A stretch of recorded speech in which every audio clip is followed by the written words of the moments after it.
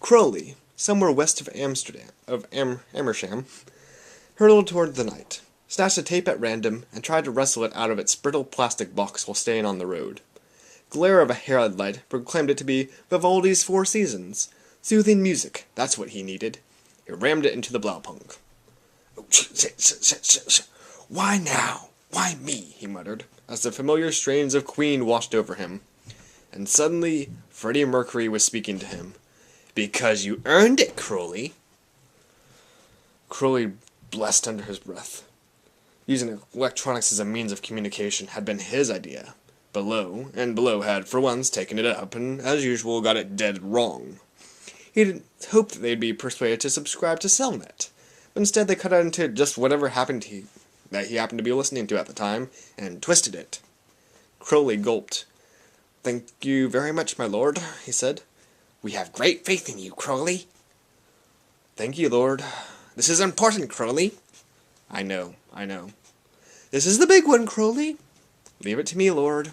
"This is what we are doing, Crowley, and if it goes wrong, then all those involved will suffer greatly. Even you, Crowley, especially you." "Understood, Lord." "Here are your instructions, Crowley."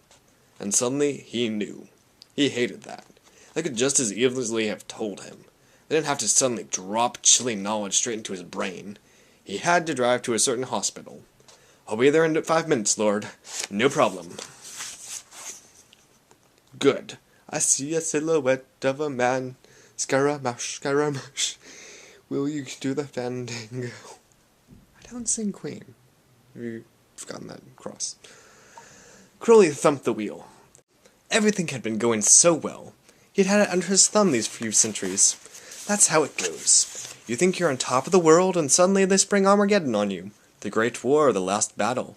Heaven versus hell. 3 rounds, 1 fall, no submission. And that be that. No more world. That's what the end of the world meant. No more world. Just endless heaven, or, depending on who won, endless hell. Crowley didn't know which was worse. Well, hell was worse by definition. But Crowley remembered that what heaven was like, and it had a few things in common with hell. You couldn't get a decent drink in either of them for a start, and the boredom you got in heaven was almost as bad as the excitement you got in hell. But there was no getting out of it. You couldn't be a demon and have free will. "I won't let you go, let him go." At least it wouldn't be this year. He'd have time to do things, unload long-term stocks for a start. He wondered what would happen if he just stopped the car here, on its dark and damp and empty road, and took the basket, and swung it round, and let go, and... Something dreadful, that's what. He'd been an angel once. He hadn't meant to fall. He just hung around with the wrong people. The Bentley plunged on through the darkness, its fuel gauge pointing to 0. It had pointed to 0 for more than 60 years now. It wasn't all bad being a demon. You didn't have to buy petrol.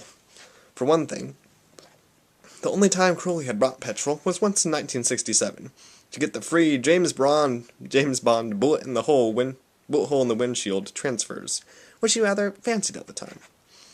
On the back seat, the thing in the basket began to cry, the air-raid siren wail of the newly born, high, wordless, and old.